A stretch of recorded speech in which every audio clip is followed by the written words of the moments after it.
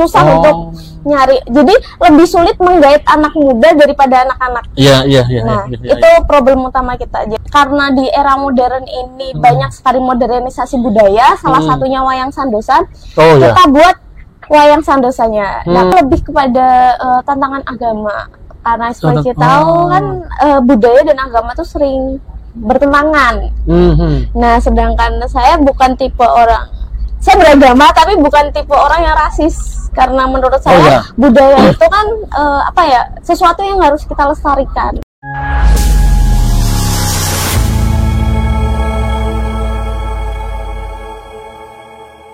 Assalamualaikum warahmatullahi wabarakatuh. Nah, selamat pagi saudara-saudara sekalian, kembali di channel Kalurahan Sri Martani. Hari ini kita ngobrol lagi di program Cakruk Ndeso.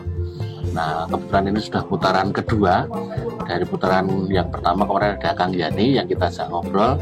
Nah, hari ini ada warga Sri Martani ini anak muda yang sangat luar biasa kiprahnya di dunia persilatan, di dunia kebudayaan.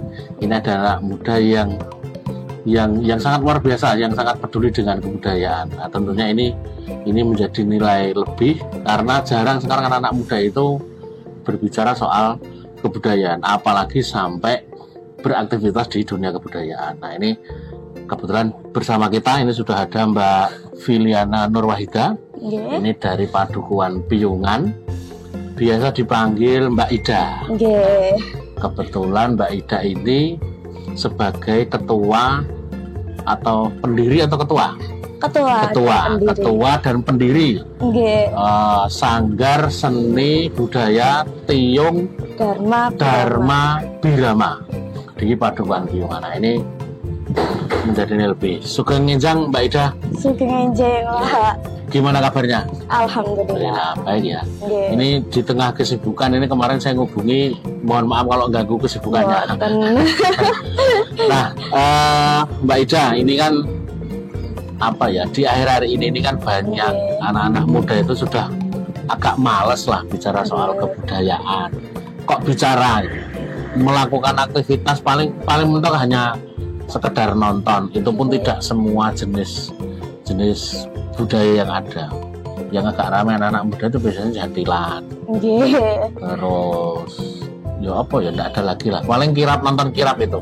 Tapi kalau wayang itu sekarang udah jarang, nari apalagi. Nah, ini kan jenengan sudah ini. Nah, sebenarnya sebelum kita lari bicara soal kebudayaan, sebenarnya jenengan itu aktivitas keseharian apa toh?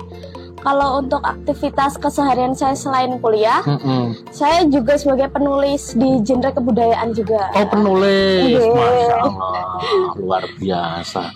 Saya penulis tapi sudah lama. Sejak 2006 sudah nggak nulis lagi. Paling hanya nulis dikit-dikit. Kalau dulu masih sering nulis artikel, pernah juga jadi kontributor buku juga, tapi sekarang udah enggak. Nah, penulis tentang kebudayaan. Selain aku, kalau kuliah di mana kuliah? Kalau kuliah saya di UIN Sunan Kalijaga sama Universitas Terbuka Yogyakarta. Oh, di UIN. Jurusan apa ya kalau di UIN? Kalau di UIN saya ambil Hukum Tata Negara. Kalau di UT ngambil Manajemen. Terus hubungannya dengan kebudayaan apa kok nggak ngambil di jurusan budaya, misalnya sastra Jawa kayak apa begitu? Karena pada awalnya saya menganggap kebudayaan itu sebagai hobi aja. Jadi saya belajar secara otodidak, terus belajar melalui sanggar-sanggar lain. Gitu. Kalau awal ketertarikan jenengan dengan budaya itu apa toh Mbak Ida? Yang bikin jenengan tertarik kok, wah ini kayaknya menarik, ini apa?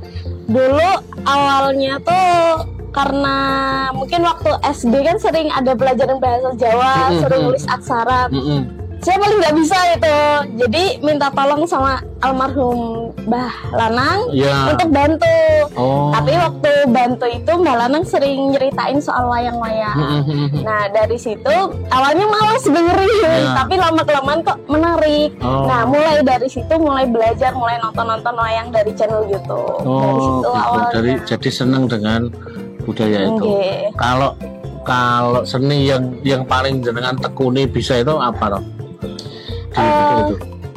Saya sebenarnya lebih ke teori. Oh, teorinya. Iya, ketika misal pedalangan atau karawitan, saya sebenarnya kurang mumpuni karena saya pembagian waktunya susah untuk masuk ke situ. Iya. Jadi saya lebih kepada bagaimana proses pengajarannya, bagaimana struktur organisasinya, bagaimana kita menarik relasi-relasi dari luar untuk bisa bergabung dengan kita. Nah, saya terjunnya di situ, lebih ke mekanismenya. Oh, jadi tidak selaku misal katakan jadi penari atau pengrawit atau apa enggak ya? Jadi ketika sanggar membutuhkan sesuatu, saya yang cari relasinya. Saya datangkan. Ini kalau butuh penari laki-laki sini, penari ini. Jadi saya lebih ke penghubung relasi antara sanggar dengan sanggar yang lain atau dengan organisasi yang lain. Nah, ini kan tadi kan jenengan sebagai pendiri sekaligus ketua yang melatar belakangin jenengan mendirikan sanggar Tiyung Dharma Birama ini apa loh? Mungkin lebih pada tingkatan desa lebih dulu. Kalau misal saya melihat dari sekitaran, itu banyak sekali anak-anak tuh yang kalau ngumpul tuh dicakruk mainnya HP, mainnya main game online. Nah, dari situ kayak merasa kayak kok gini banget, mungkin bisa kalau misal kita ubah pola waktu anak-anak untuk ikut kegiatan sanggar. Kebetulan juga saya ikut organisasi di luar dan sering ngajarin anak-anak di luar. Kalau menurut saya, kok saya sering ngajarin orang luar tapi anak saya sendiri nggak saya ajarin, anak desa sendiri nggak saya ajarin.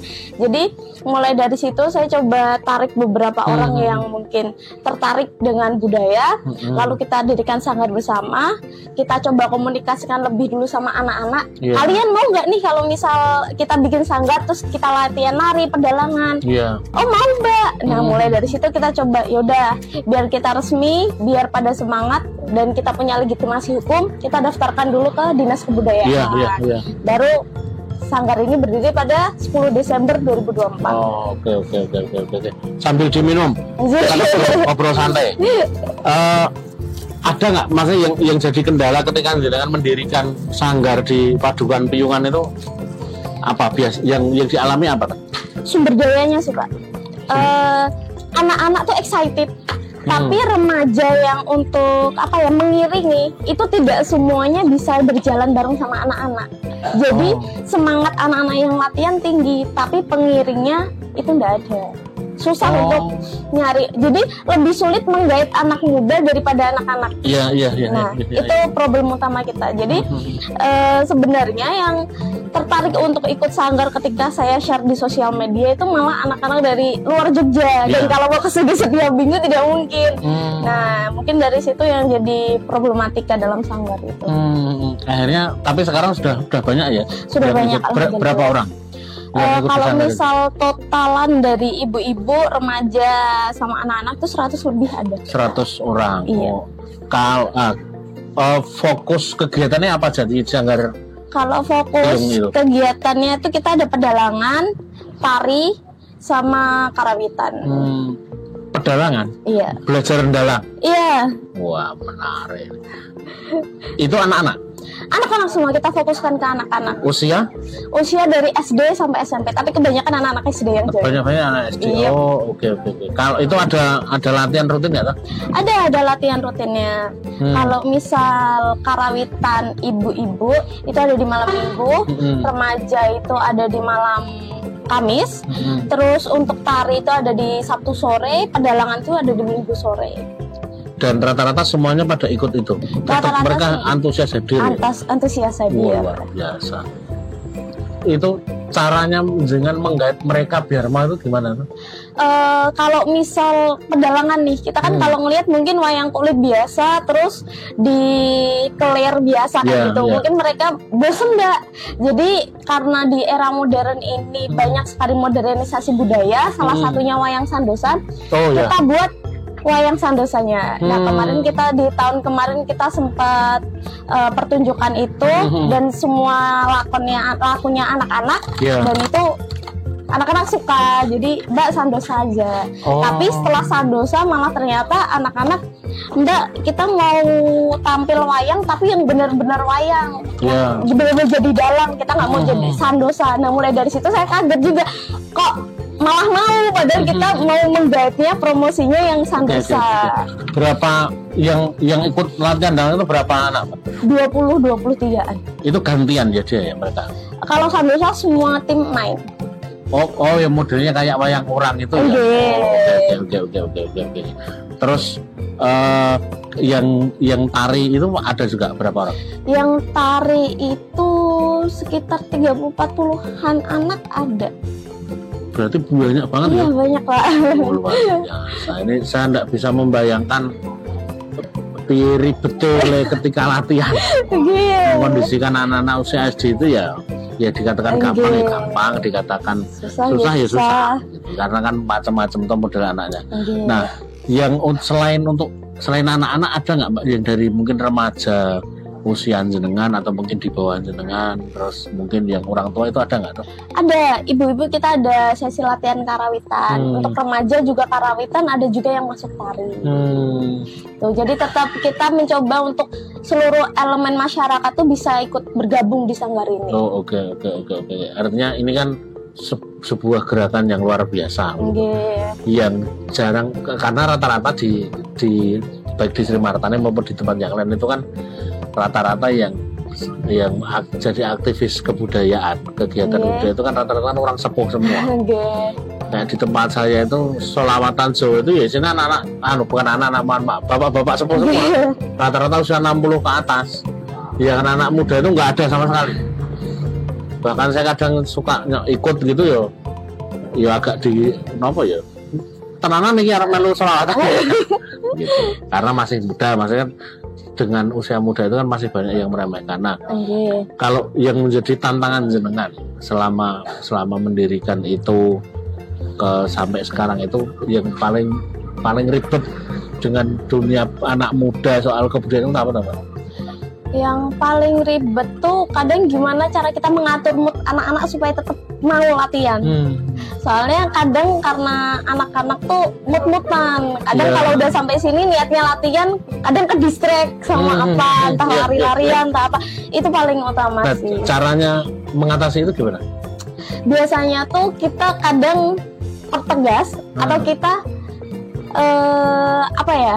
terlalu longgar itu juga nggak baik. Jadi kadang kalau dipertegas kayak kita tuh istilahnya wedang telur, kalau terlalu kuat nanti pecah, kalau terlalu kita buka pecah juga.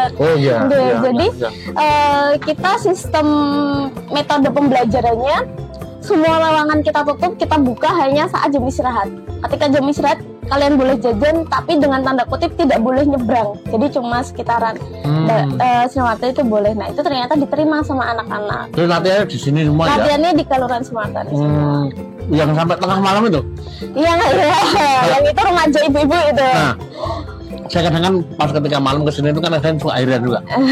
Ini sampai jam tengah malam gini kok masih belum selesai latihan, apa karena saking asiknya atau kepikiran? Iya, itu saking asiknya. Karena biasanya kita jam 10 itu udah selesai. Cuma kan pendamping yang anak-anak remaja tuh kayak, Mbak ayolah latihan sekali 2 kali. Ternyata kan udah biasaan sampai tengah malam. Oh oke. Nah kalau maksudnya gini, sepengetahuan jenengan. Kenapa sih anak-anak muda itu pada nggak mau dengan dunia budaya? Padahal karena kalau kita mengupas soal kebudayaan itu kan banyak bukan wasiat ya, nasihat luhurnya banyak, soal keagamaan juga banyak, soal budi pekerti apalagi gitu. Kenapa sih? Mungkin kalau misal saya lihat dari sudut pandang anak muda itu pertama itu terlalu kuno, terlalu tua baginya. Nah, terus yang kedua penunjukan budaya ke anak muda itu dianggap terlalu membosankan. Karena kan kalau kita misal lihat tari yang pakem itu benar-benar yang halus, lama, 10 bisa 15 menit kita duduk, gerakannya bikin ngantuk. Nah, itu faktor kedua. Faktor ketiganya tuh sudah terlalu banyak budaya-budaya luar yang masuk ke Indonesia. Jadi ke distriknya yaudahlah kita ikut tren budaya Korea, kita ikut tren budaya luar negeri. Nah itu tuh yang jadi salah satu anak muda tuh kayak nggak dulu deh, kita lihat yang stylish, kita cari yang bagus buat difoto. Nah kayak gitu. Itu salah satunya.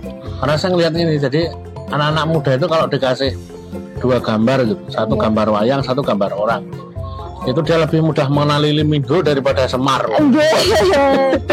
Itu sangat. Nah, kira-kira menurut jenengan, karena jenengan kan juga pelaku. Tapi sebelum itu tujuan jenengan mendirikan Sanggar Tiyung Dharma Birama itu apa sih? Janjian itu aku pengen jadi iki lho Pak Lili apa gitu, janjiannya apa toh? Saya masih penasaran itu. Kalau saya pengen tujuannya mendirikan sanggar itu karena pertama yaitu keresahan saya kok ngelihat budaya tuh semakin lama semakin turun, eksistensinya anak-anak juga kalau main HP mainnya game mobile. Jadi saya ngelihat dari situ, yaudah kita bikin sanggar, semoga tujuannya ini bisa sampai anak cucu nggak berhenti di kepengurusan saya aja. Jadi kalau misal ada anak-anak yang melanjutkan kan, semoga saja kan bisa terus menerus, nggak cuma berhenti di suatu masa aja. Oke. Artinya ini sekali luar biasa. Artinya cita-citanya luhur. Nah, balik lagi ke soal yang tadi kaitannya dengan tantangan sekarang. Ada anak-anak muda yang enggak mau soal kebudayaan dan sebagainya, lebih kenal Limindo daripada Gareng dan seterusnya. Kira-kira ada nggak sih cara yang bisa dilakukan? Artinya ketika dengan konsepsi anak muda ya, karena saya kan mungkin sudah nggak muda lagi, karena saya sudah produk kolonial, kalau Mbak Ida kan produk milenial. Ada nggak yang bisa dilakukan ke anak-anak muda agar mereka kembali, ya paling tidak minimal kenal, tahu lah ini tokoh pewayangan, tahu ini namanya seni ini dan seterusnya. Itu gimana Mbak kira-kira? Satu hal yang saya implementasikan dari tahun 2022 itu saya mengaplikasikan budaya kepada buku, salah satunya novel. Nah, novel itu setelah masa COVID menjadi salah satu teman anak muda untuk dibaca, apalagi genre novel. Tapi ketika genre novel itu isinya hanya romance, itu menurut saya kok kayaknya bisa nih kalau misal saya masukin budaya, kita aplikasikan dengan kesukaan anak muda. Jadi nggak hanya jadi hiburan, tapi juga pembelajaran bagi mereka. Nah, mulai tahun 2022 saya mulai masukkan genre wayang. Jadi saya izin ke istrinya almarhum Seno Nugroho. Nah, saya izin ke istrinya beliau untuk memasukkan salah satu naskah wayangnya yang disampaikan almarhum. Itu yang dulu paling viral tuh Semar Bangun Kayangan. Nah, itu kan banyak lucu-lucuannya. Nah, kita harus ngambil itu supaya pembaca itu ketawa. Jadi saya izin ke istrinya, terus saya masukkan ke dalam buku, saya publis. Sekarang ada di Gramedia seluruh Indonesia. Dan dari situ banyak tweet Twitter yang bilang, wah ternyata wayang tuh seru ya, seru ya Kak, aku jadi belajar sejarah dari buku ini. Mulai dari situ saya mikir kayak, ternyata bisa saya implementasikan. Jadi mulai sejak tahun itu dan tahun 2025 ini saya coba terus implementasikan demikian, itu ternyata berhasil. Nah, di tahun 2024 kemarin baru saya coba bikin sanggar setelah menurut saya implementasi itu berhasil. Jadi novel itu ada perdebatan ulun dengan kita. Nah, itu ada itu. Karena viralnya Pak Seno Nugroho itu ya ulun dengan kita. Nah, kan Mbak, ini kan tantangan juga, artinya ketika jenengan bikin novel dengan berbagai macam cerita lah, termasuk ngambil tokoh pewayangan dari cerita soal Semar Bangun Kayangan. Sebenarnya minat literasi sekarang ini dari penjualan buku jenengan, terus respon di media sosial soal karya jenengan itu seperti apa sih? Kalau minat literasi itu sebenarnya tergantung pasar, Pak. Kalau misal kita mengikuti pasar sekarang kan pasti anak muda itu pasarnya romance. Tapi kalau misal kita langsung bikin buku sesuai pasar mereka, kita nggak punya jati diri. Jadi saya bikin pasar sendiri di mana di romance-nya tuh nggak cuma romance, tapi ada budayanya. Jadi meski awalnya pasarnya sedikit, tapi pasar itu tetap ada di situ. Penyukanya tetap. Nah, alirannya tetap sama. Berbeda kalau misal romance, dia beloknya kadang ke lain-lain penulis. Sedangkan kalau misal genrenya kita buat pasar sendiri, orangnya akan tetap orang yang sama dan akan selalu bertambah. Gitu. Karena di periode 2000 berapa ya, 2011 2012 ya, itu Terelie itu sempat booming jadi hampir semua karya Terelie itu booming bestseller semua. Nah kalau punya jenengan sudah berapa kopi yang beredar? Oh, lebih dari 10.000 kopi ada, Pak. Wih, 10.000 kopi ya royaltinya banyak. artinya bukan soal royaltinya, tapi kalau sudah terjual lebih dari 10.000 kopi itu sangat luar biasa karena pencapaian yang keren. Itu genrenya anak muda ya? Genrenya anak muda. Berapa judul buku yang jenengan punya sampai hari ini? 8 judul buku. Yang paling rame apa ini? Yang paling rame itu Tanah Bangsawan. Tanah Bangsawan. Saya mah belum punya bukunya. Waduh, saya nggak tahu, ini katrok ini. Ketinggalan info karena saya nggak tahu. Masih nggak tahu kalau jenengan punya latar belakang penulis dan sebagainya. Saya belum tahu, baru hari ini saya tahu. Karena setahu saya dari Pak Dukuh itu ini saya ngedeke sanggar iki lho bocah anaknya Pak Iki.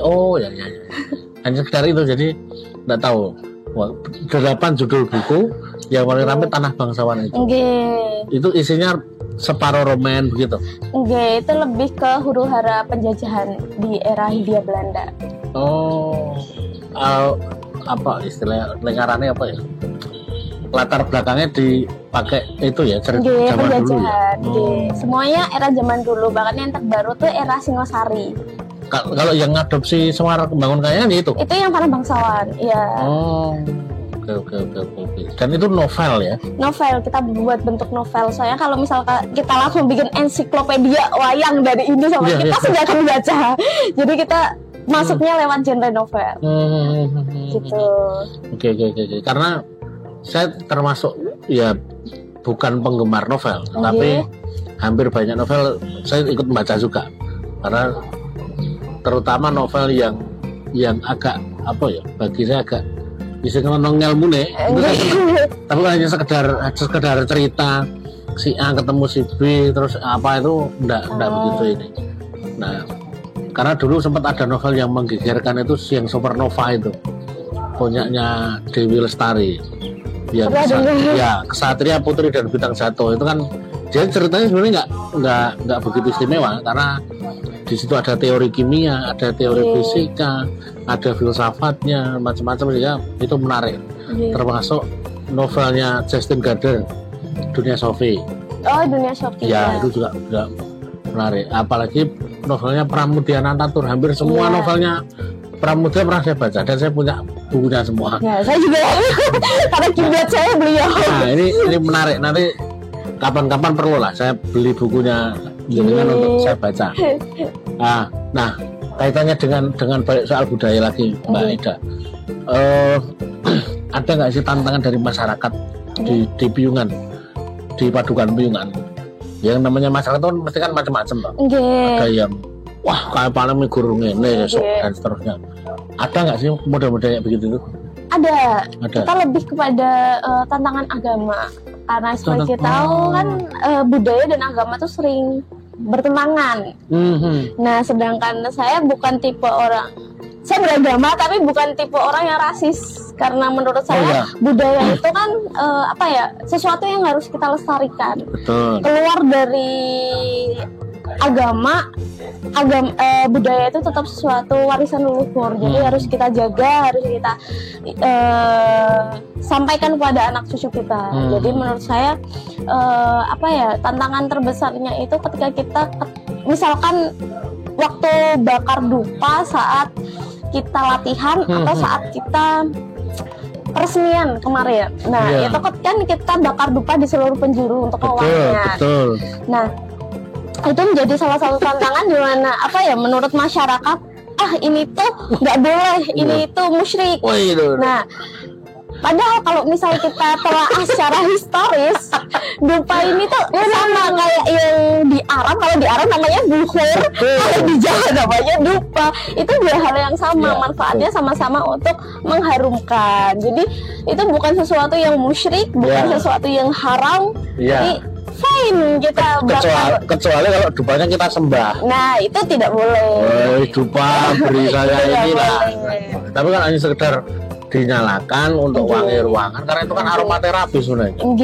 Jadi bikin orang lebih tenang, lebih bisa khusyuk dan sebagainya. Karena Rasulullah juga pernah pakai buhur pewangi ruangan itu ya, kalau di sini namanya dupa. Ya itu. Ya kadang orang kita salah kaprah karena saya baca sejarah, bahkan Sultan Agung itu berusaha untuk kemudian menyatukan budaya dengan agama, yang itu juga sumbernya banyak dari Al-Quran, banyak dari sunnah Rasul, hadis dan sebagainya. Cuman kadang karena itu sudah turun-temurun sehingga mungkin ada oknum yang melakukan penyimpangan, sehingga kadang itu dicap kemudian ini musyrik lah, ini apalah. Tapi sejatinya itu juga kalau di Jogja terutama di Mataram itu tetap mengacunya kepada tradisinya yang dibuat oleh Sultan Agung. Karena itu ya, cuman kadang memang ya ada oknum yang kemudian menyimpangkan terus turun temurun sampai ini sehingga ini. Nah, dari tantangan masyarakat tadi yang saya sampaikan itu kira-kira waduh terus ngedon itu terus wah ini warganya udah cocok wis bubar wecah popi Mbak. Kemarin kita bikin solusi, jadi kita bikin meja registrasi. Di situ selain untuk meja registrasi siapa yang hadir, tapi kita juga bagikan selembaran kertas di mana itu kita tulis filosofi dupa dan hubungannya dengan agama dan budaya. Kita berikan setiap orang tua tuh kertas itu.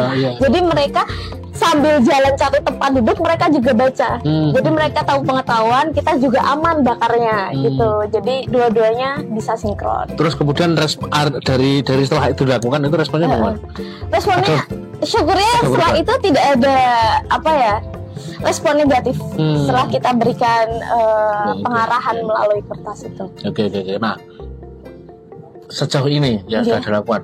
Bagaimana sih dukungan ya Pak Dukuh selaku pemangku wilayah dan mungkin pemerintah yang pernah diberikan untuk Sanggar Tiung Dharma Birama. Ini Dharma Birama apa Dharma Birama? Sebenarnya Dharma Birama tulisannya, tapi kalau dibaca Dharma Birama.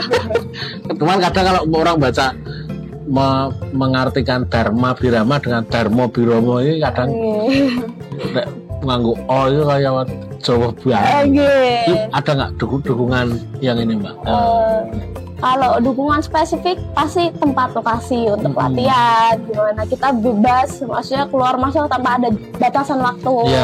Kita bisa latihan dengan nyaman tanpa takutnya diburu-buru nggak ya? Itu nggak ada, jadi kita bisa nyaman di sini. Terus dukungan bantuan buat kita bisa jalan sampai dinas kebudayaan itu juga berpengaruh dari padukuhan. Oke.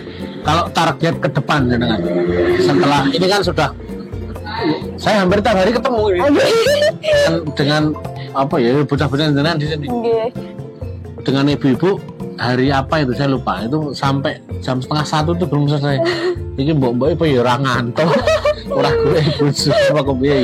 Ini target jenengan ke depan dengan sanggar ini apa sih? Untuk target ke depan saya berharapnya ini terus berdiri dan terus melakukan aktivitasnya kayak hari ini. Jadi meski saya misal nanti menikah dan nggak di sini lagi atau kepengurusan saya sudah selesai, masih tetap ada orang yang mau melanjutkan ini. Makanya salah satu bentuk legitimasi hukum ini supaya wah kita udah dinas masa nggak kita lanjutin. Nah itu sebagai bentuk hal yang harus kita pertahankan, nggak cuma di saya, tapi mungkin anak-anaknya. Oke lah kita terusin. Masa arep nikah terus ninggal rumah sanggar apa ya tegel? Nah sebenarnya nggak tegel ya, tapi ya nggak tahu ya. Semoga dapat orang di sini. Ya kalau enggak ya nyaris rame, temen kan harus mau tinggal di Piungan. Aduh sama di sanggar. Nah sama ini juga Pak, sanggar ini tuh bentuknya tuh masih awal banget. Nah jadi tuh kita tuh berharapnya, jadi kebetulan sanggar ini nggak cuma dari wilayah Padukuhan Piungan, banyak dari luar yang datang ke sini, dari Sri Mulia ada, mana ada, itu yang join ke sini. Jadi itu menjadi salah satu bentuk relasi dari kita ke daerah lain, wilayah lain. Mungkin kan nanti kita entah diundang, entah apa untuk menjalin relasi, tolong dong misal latih daerah ini, kan itu menjadi wah ternyata di Piungan nih. Nah itu kan jadi hal yang wah gitu. Ya, karena saya mikirnya begini Mbak, jadi apa ya, di harapan saya secara pribadi sebagai warga Sri Martani, juga harapan saya sebagai salah satu perangkat di Sri Martani itu memang ya satu padukan itu punya satu keunggulan. Jadi misalnya kayak Piungan itu keunggulannya di seni budaya. Kan ada yang sama yang punya sungging wayang itu. Nah, itu kan di Piungan kan ada. Terus ada siapa itu yang dia kuliah S2 sastra Jawa di UNY itu. Oh, Mas Pinto? Yang MC Jawa apik banget ya. Aku lupa namanya. Kemarin Pak Dukuh cerita itu. Ya Mas Pinto tapi kurang tahu. Iya kayaknya itu. Ya, mungkin itu. Terus sekarang ada Sanggar. Bahkan dulu pernah bikin acara wiwitan.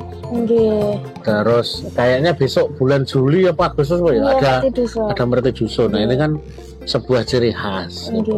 Ya saya pikir harapannya nanti tiap-tiap padukan itu punya ciri khas masing-masing. Ada tidak harus sama.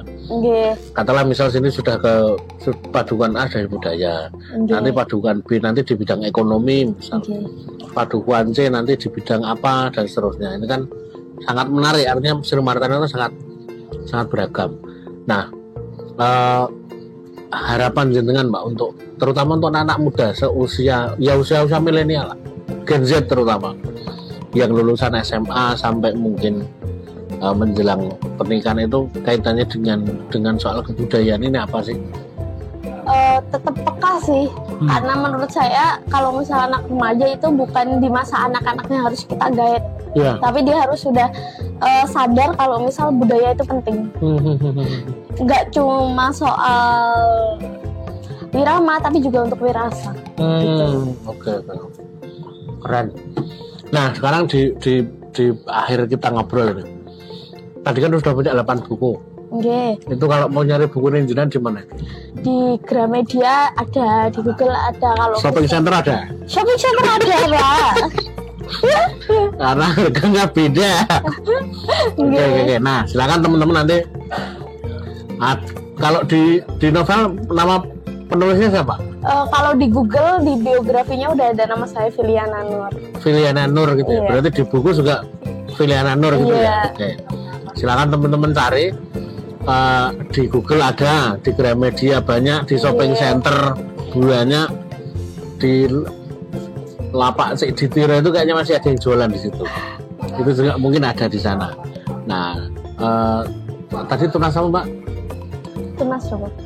Judul Tanah Bangsawan. Tanah Bangsawan. Salah satunya Tanah Bangsawan, pengarangnya Filiana Nur. Ini warga Sri Martani yang luar biasa. Nah, mudah-mudahan nanti sanggarnya tetap semakin eksis, semakin maju. Amin. Apa yang dicita-citakan bisa segera tercapai. Dan bukunya tambah laris. Sudah 10.000 kopi. Wah, luar biasa. Saya dulu jadi kontributor buku cuma 2.500 kopi apa ya. Habis itu nggak produksi lagi. Karena bukunya terlalu mengerikan. Oke, terima kasih Mbak Ida yang sudah menyempatkan waktunya pagi hari ini di Cakruk Desa, channelnya Sri Martani. Ini memang konsepnya kita ngobrol ala Cakruk.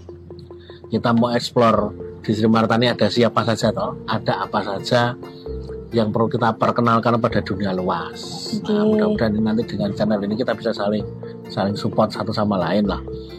Ya karena desa sementara bisanya hanya membantunya seperti ini. Kita kenalkan, kita boomingkan, kita viralkan agar paling tidak orang semakin tahu. Jadi semakin banyak yang datang ke Sri Martani, baik itu nanti misal mau lihat budayanya atau mungkin mau jajan kuliner dan lain sebagainya. Terima kasih banyak Mbak Ida yang sudah menyempatkan waktunya. Nanti kita ketemu lagi di Cakruk Desa selanjutnya dengan tema yang lain. Dan sekali lagi terima kasih juga untuk Kedai Nazura yang sudah support es teh jumbo sama makanannya. Kita akhiri pertemuan pada siang hari ini, pada pagi hari ini ya kawan-kawan sekalian. Jangan lupa di like, di subscribe dan juga berikan komentarnya. Kalau misalnya ada salah-salah kata nanti bisa dikoreksi. Dan sekali lagi terima kasih Mbak Ida. Selamat pagi, selamat beraktivitas untuk kawan-kawan semua. Assalamualaikum warahmatullahi wabarakatuh.